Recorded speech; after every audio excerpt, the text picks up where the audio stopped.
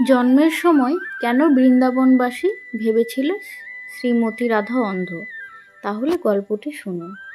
রাধা নামের সুরে বাজে কৃষ্ণের মোহন বাঁশি। পূর্বরাগ থেকে বিরহে, বিরহ যত বাড়ে, অদর্শনের ব্যথা যত বাড়ে, তত গভীর হয় বাঁশির সুর। রাধা ছাড়া অসম্পূর্ণ কৃষ্ণ। রাধাকে ভগবান কৃষ্ণের আধ্যাত্মিক শক্তি হিসাবে মনে করা হয়। রাধা লক্ষ্মীর অবতার। জন্মাষ্টমীর 15 দিন পর রাধা অষ্টমী পালন করা হয়। কৃষ্ণ জন্মাষ্টমী থেকে রাধা জন্মাষ্টমী মাঝের 15 দিন সময় রাধাকে একটি পদ্মা পাতায় বিশ্রাম নেন।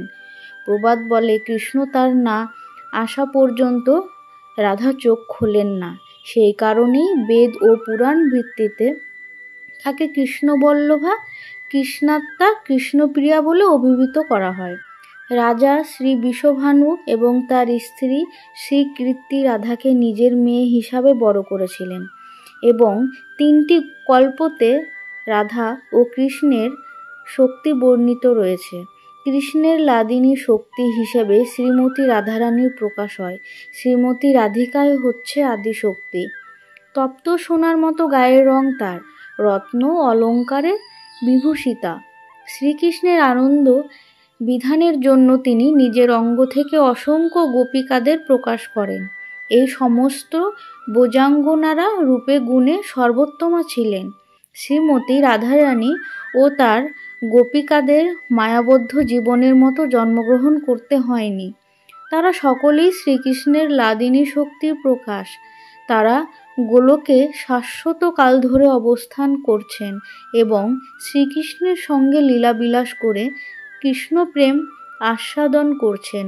পদ্মপুরাণের উত্তরখণ্ডে শিবপার্বতী সংবাদে ভৌম বৃন্দাবনে শ্রীমতী রাধারানীর জন্ম সম্পর্কে একটি কাহিনী।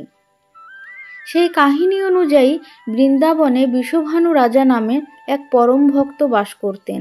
তার কীর্তিদা সুন্দরী নামে এক পতিপ্রাণা ছিল স্ত্রী। তারই গর্ভে ভাদ্র মাসের শুক্লাষ্টমী তিথিতে মধ্যাহ্ন শুভক্ষণে শ্রীমতী রাধারানী জন্মগ্রহণ করেন।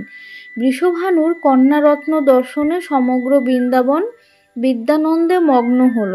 কন্যার রূপে সকলে মুগ্ধ হলেও তার চোখ কোনোভাবেই উন্মেলিত না হওয়ায় সকলে ভেবেছিল এই কন্যা সুন্দরী হলেও অন্ধ।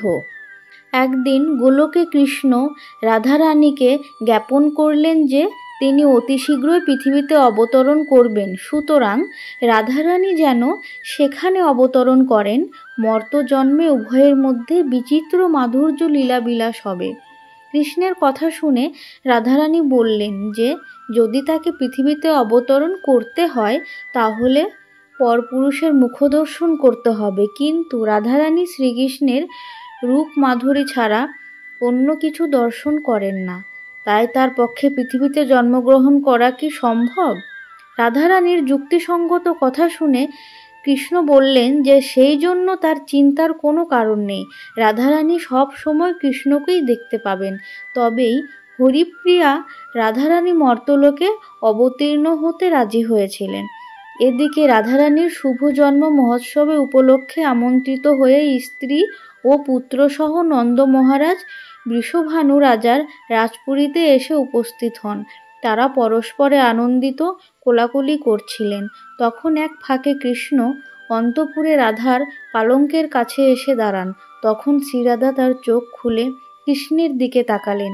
এভাবেই উভয়কে দর্শন করে দিব্য আনন্দে নিমগ্ন হলেন। বৃষভানু রাজা অন্তঃপুরে প্রবেশ করে দেখলেন রাধিকা চোখ উন্মিলিত করে কৃষ্ণের দিকে তাকিয়ে আছে। তখন তিনি আনন্দের আতিশয্যে উভয়কে কোলে তুলে নিলেন এবং বুঝতে পারলেন কৃষ্ণই রাধাকে চক্ষুদান করেছেন। রাধার চক্ষু উন্মিলনের খবর পাওয়া মাত্রই সমগ্র ব্রজবাসীরা আনন্দে উৎফুল্ল হয়েছিলেন।